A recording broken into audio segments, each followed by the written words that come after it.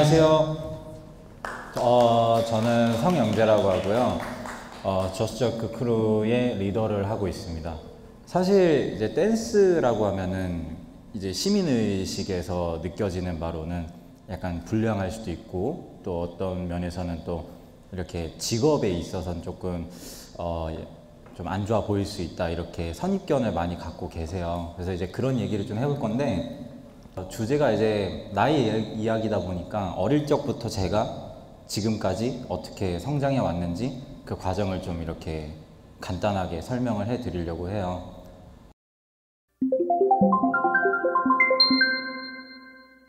꿈이라는 게 사실 그때는 정하기가 어렵잖아요. 이제 어릴 때니까 뭐 어떻게 살아가야 되고 막 그런 걸 모르니까 그냥 사실 공부보다는 몸 쓰는 게 어릴 때부터 좋았던 것 같아요. 단순하게 그러면 운동이나 해볼까? 그런 생각에 이제 운동을 하러 갔는데 취향에 잘 맞더라고요. 근데 이제 그 중간 과정에서 아무래도 이제 청소년기에 그런 게 찾아오잖아요. 막 되게 막 불안하고 약간 그런 방황기가 좀 있었는데, 하필이면 이제 그때 집안 사정이 많이 안 좋아졌어요. 이제 월마다 이제 큰 액수의 돈이 들어가야 되는데 집안 환경이 그게 또 안 되다 보니까 자연스럽게 운동을 그만둘 수밖에 없던 상황이 왔던 것 같아요. 그래서 이제 그때 제일 크게 우울증이 왔어요. 이 부모님의 손길이 청소년기에는 가장 중요한 나이대였는데, 제 주변에 그렇게 뭔가 따뜻한 손을 내밀 수 있는 사람이 너무 적었던 부분이었어서 누군가에게 이렇게 의지를 하는 것 자체가 많이 힘들었던 것 같아요. 그래서 이제 이 우울감을 벗어나려고 새로운 무언가를 시도해보고 싶었어요. 어울려 다녔던 친구들이 예체능 계열로 꿈을 가진 아이들이 있었어요. 이제 그때 3명이 있었는데, 제 친구가 한 명은 가수를 꿈꿨고, 한 명은 축구 선수, 한 명은 드럼 치는 아이였어요. 그래서 이제 이 꿈을 갖고 있는 아이들이 저한테 이제 추천을 해준 거죠. 영재야, 너 알바만 계속 하지 말고 너도 다른 분야에서 하나 한번 정해서 해봐. 재밌다 이거. 이렇게 얘기를 해주더라고요. 그래서 그래 볼까 하고, 제가 관심 있는 분야가 뭘까 미니홈피에 제가 모아놓은 동영상을 보니까 H.O.T나 뭐 이렇게 가수, 댄스 가수들을 되게 좋아했었던 것 같아요. 와, 이 사람들은 어떻게 이렇게 꿈을 가질 수 있었을까? 이렇게 높은 위치까지 어떻게 올라올 수 있었을까를 한번 이렇게 관심 있게 관찰하다 보니까 그분들의 인터뷰 내용을 이렇게 찾아보게 되더라고요. 근데 이제 하나같이 이 3분 모두가 영향을 받은 아티스트가 이제 마이클 잭슨의 영향을 많이 받았다, 외국의 아티스트 분들의 영향을 많이 받았다, 이렇게 얘기를 하니까 그때부터 막 찾아보기 시작했던 것 같아요. 그래서 마이클 잭슨 형아가 어떻게 춤췄지? 하고 딱 봤는데 그때 이제 뭔가 펀치를 이렇게 빵 맞은 듯한 느낌을 받으면서 이거 진짜 뭔가 너무 멋있다, 막 이거 꼭 해보고 싶다 하고 알바비 모은 걸로 바로 그냥 댄스 학원에 등록하러 갔던 것 같아요. 거기서 이제 또 갈피를 잡아야 됐던 게, 댄서가 되고 싶은 건지 아니면 마이클 잭슨 같은 사람이 되고 싶은 건지 두 갈래가 나오더라고요. 그래서 일단 나도 마이클 잭슨이 돼야겠다라는 생각에 이제 가수 쪽을 지망하게 됐어요. 고등학교 1학년 때부터 이제 고등학교 3학년 때까지 시도 때도 없이 이제 엔터테인먼트 오디션도 지원해봤던 것 같아요. 집안 환경이 어려웠어서, 또 어머니하고의 관계가 너무 안 좋다 보니까 돈을 달라고 하기가 어렵더라고요. 그래서 그때는 마음은 힘들었어요. 몸하고 마음이 너무 힘들었어요. 도와주는 사람이 너무 없다고 느끼니까 늘 혼자였던 것 같아요. 그리고 이런 게 싫으니까 반드시 내가 어떠한 행복을 꼭 쟁취해야겠다, 이런 사명감에 오디션에 더 목을 맸던 것 같아요. 근데 실력이 계속 쌓이니까 이 절실함 때문인지 덜컥 오디션에 합격이 돼서 연습생 이제 사인하기까지 이제 전 과정까지 이제 올라가더라고요. 노래 연습을 하는데 이 삑사리가 안 고쳐지더라고요. 고음을 올리면 올릴수록 삑사리가 고쳐지지 않는 거예요. 그래서 왜 삑사리가 안 늘까? 나는 노래에 관심이 없어서야. 그러니까 진짜 관심이 없었어요, 노래에. 그러니까 저는 무대에는 올라가고 싶은데 노래엔 관심이 없었던 거예요. 그러니까 무대에 올라가는 그 퍼포먼스를 봤던 게 노래를 봤던 게 아니라 춤에만 관심이 있어서 계속 아, 난 저 사람처럼 돼야지, 저 사람처럼 돼. 이게 그냥 그 사람의 그냥 댄스 퍼포먼스를 보고 저 사람처럼 춤을 추고 싶다라는 그게 착각을 해가지고 가수가 되고 싶다라고 저는 생각을 하게 됐던 것 같아요. 매니저님께 말씀을 드리고 저는 댄서가 하고 싶다고 하고 나오게 됐어요. 그래서 이제 고등학교 3학년 때부터 춤에만 이제 올인하게 되는 계기가 찾아왔는데, 친한 형이 이제 저한테 다가와서 얘기해 준 게 어떤 학원 원장 형이 영재 너 보고 싶어 한다고, 혹시 가서 미팅 한번 해볼래? 라고 해서 이렇게 찾아가게 됐죠. 한번 너 실력 좀 보여줄 수 있겠니? 하고 보여드렸어요, 열심히. 근데 내일부터 같이 일해볼 생각이 있어? 이렇게 말씀을 해 주시더라고요. 당연히 이제 학생이었던 저한테는 바로 이렇게 강사라는 개념이 아니라 이제 학원 내부에서 아르바이트 형태로 돈을 벌 수 있게끔 도움을 주시겠다는 말씀을 하시더라고요. 저한테 이제 배우러 오신 분들이 2분 계셨어요.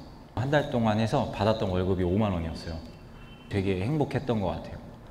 그러니까 뭔가 돈을 많이 못 벌어서가 아니라 그냥 저는 거기 있는 게 좋았어요. 제가 하고 싶은 분야를 마음 편히 이렇게 펼칠 수 있었다는 그런 공간이 마냥 그냥 행복했어요. 2분이었던 이 분들이 소문을 내주셨나 봐요, 감사하게도. 그래서 2분이었던 분들이 4명 되고, 4분이었던 분들이 10명이 되고, 10명이었던 분들이 30명 되고, 막 이렇게 점점 학생분들이 불어 나갔던 거죠. 그래서 그때 받았던 월급이 5만 원이었던 게 10배 되고, 10배가 또 20배 되고, 이렇게 점점 늘어가더라고요. 그래서 이제 거기서 이제 또 갈림길이 와요. 계속 이렇게 혼자 할 것인가? 아니면 재미난 컨텐츠를 또 찾아서 모험을 할 것인가? 늘 외톨이였던 제가 생각을 할 수 있었던 건 더 이상 외톨이가 되기가 싫다. 나는 뭔가 이 춤이란 게 나를 봐주는 사람도 있어야 되고, 내가 같이 뭔가 할 수 있는 사람도 만들어야지, 그래야지 행복한 개념이 아니겠나 생각을 하고 이제 멤버를 모으게 되는 그 순간이 와요. 저랑 중학교 때부터 친구였던 지금 부단장인 그 친구한테 제안을 했어요. 준호야, 혹시 같이 이렇게 춤춰볼래? 우리 팀 하면 재밌게 할 수 있을 것 같아. 하고 이렇게 한 명 모았어요. 너무 행복한 거예요. 그냥 맨날 혼자였던 내가 같이 누군가랑 할 수 있었다는 게, 이 한 명인데, 이 달랑 한 명인데 이 한 명이 너무 고맙더라고요. 2명 가지고 이 뭔가 화려한 걸 못 보여주니까 그 원장 형한테 소개를 해줬다는 그 아는 형한테 물어봤어요. 형, 같이 이렇게 해보지 않을래요? 해서 또 이렇게 3명이 돼가지고 3명이서 대회를 많이 나갔어요. 그래서 그때부터 연구를 많이 했어요.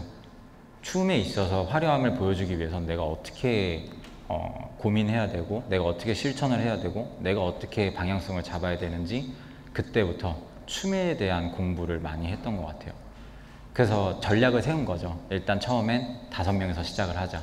그렇게 해서 만들어진 게 저스트절크가 탄생을 하게 되고, 그렇게 크게 그림을 잡았던 것 같아요.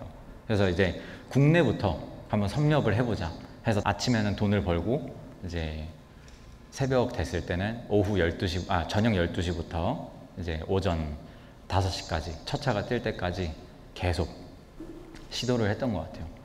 그렇게 우여곡절 끝에 처음으로 국내에서 우승을 하게 돼요. 그래서 우승을 계기로 갑자기 소문이 퍼져요. 야, 저스트절크라는 애들이 있는데 진짜 잘하는 것 같아. 갑자기 그때부터 돈이 엄청나게 벌리는 거예요. 그냥 댄서로서 할 수 있는 모든 컨텐츠에 대한 이제 수입이 생기는 거예요. 거기서 이제 좀 고난이 왔던 것 같아요. 돈을 많이 버는 만큼 팀원들하고 시간을 많이 소통을 못 하더라고요. 월화수목금토일이 있으면 월화수목금토일을 다 일을 하는 거예요. 거기서 또 갈림길이 와요. 내가 돈을 벌 것인가? 아니면 돈이 되는 걸 다 포기하고 또 더 위를 나아갈 것인가? 이제 멤버들하고 얘기를 해봤죠. 우리가 이거를 잠깐 내려두고 다시 모험하러 가보지 않겠냐라고 제안을 해요, 제가. 그래서 멤버들이 또 너무 착해서 그래 하자 이렇게 해가지고 또 아시아 세계대회를 나가요. 이기려면 우리가 어떻게 해야 될까 고민을 많이 했어요. 근데 뭐 고민할 필요가 있겠어, 많이 해야겠지 이렇게 얘기를 제가 했어요. 그래서 같이 5명이서 매일같이 운동하고 이렇게 물통 들고 앉았다 일어났다 계속하고, 그리고 산도 올라가고 밥도 같이 먹고 잠도 같이 자고, 그러니까 모든 걸 같이 했던 것 같아요. 그렇게 세계대회를 3번 도전을 했어요. 16년도에 아예 몸 컨트롤, 그러니까 몸으로 이용한 그런 피지컬적인 응용만으로 춤을 만들어서 갔는데 서양 사람들이 봤을 때는 그게 굉장히 신선했던 거죠.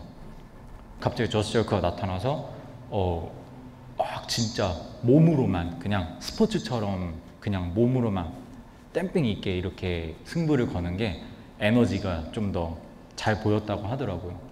저희가 이제 우승을 하게 된 거예요. 이제 우리의 행보가 이제 어떻게 이루어질까, 이제 그거를 이제 고민을 많이 하게 돼요. 이제부터 뭔가 고난이 시작됐죠. 진짜 먹고 살아야 되니까 이제 먹고 살 궁리를 해야 되니까 그러면 첫 번째로 연습실이 있어야 됐어요. 왜냐면 합을 맞추려면 정확히 보고 정확히 계산을 해야 되다 보니까 그걸로 저희가 또 이벤트를 만들어야 되잖아요. 그래서 이제 연습실을 차리자 해서 돈을 모아야 되는데 돈을 어떻게 모아야 되지라는 순간에 이제 갑자기 행사 문의가 들어오더라고요. 큰 돈을 벌 수 있었다는 게 행운이었죠. 그래서 그때 딱 느꼈어요. 이게 직업엔 사실 귀천이 없다 하잖아요. 내가 열심히 하고 내가 포기하지 않고 그냥 끊임없이 도전하는 게 곧 그게 그냥 성공이거든요. 돈을 많이 버는 게 아니라 내가 그냥 그 직업을 선택했을 때 자연스럽게 이루어지는 그 모든 것들이 성공의 기준인 것 같아요. 제가 생각할 때는. 근데 이렇게 큰 돈을 벌 수 있어서 연습실을 구하게 됐어요. 준호야, 이거 이렇게 큰 돈이 모였는데 어떻게 할까? 우리가 정식 학원을 오픈을 할까? 아니면 우리만의 연습실로 사용을 할까?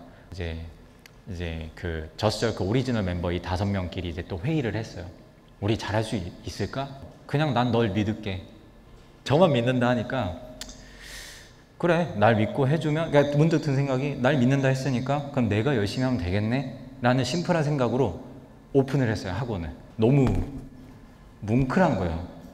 이제는 내 동생들이 밖에서 연습 안 해도 되는구나. 추위에 떨지 않아도 되고 힘들면 누워서 쉴 수 있는 공간이 이제 생겼구나. 춤춘 지 10년 만에 그런 공간이 생기니까 그동안의 노력이 뭔가 결실을 맺게 되는 순간이 아니지 않을까 싶었어요.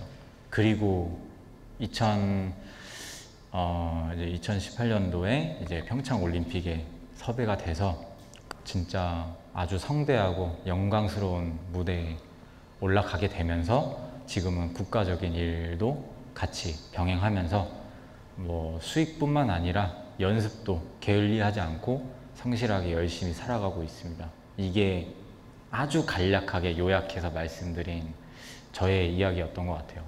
과정은 쉽지 않았어요. 자기가 하는 일에 대한 자부심하고 노력만 있으면은 뭐든 할 수 있다는 걸 그런 예술하는 사람들이 많이 보여주고, 또 예술뿐만 아니라 사업을 하시는 분들도 마찬가지시고, 그냥 그런 걸 보면서 항상 존경스럽고 저도 아직 많이 배워야 한다고 생각이 들어요. 그냥 자기가 선택한 일에 대한 후회를 안 했으면 좋겠어요. 그리고 그걸 많이 사랑해주고 자기 자신을, 행복에 대한 기준은 사실 누가 만들어주는 게 아니라 내가 거기에 얼마나 관심 있게 참여하냐가 자기의 행복의 기준이 되는 것 같거든요. 그냥 한 우물만 계속 파다 보면 자연스럽게 기회는 어디서든 이렇게 날아오게 돼 있더라고요. 그래서 꼭 그 꿈을 이뤘으면 좋겠어요.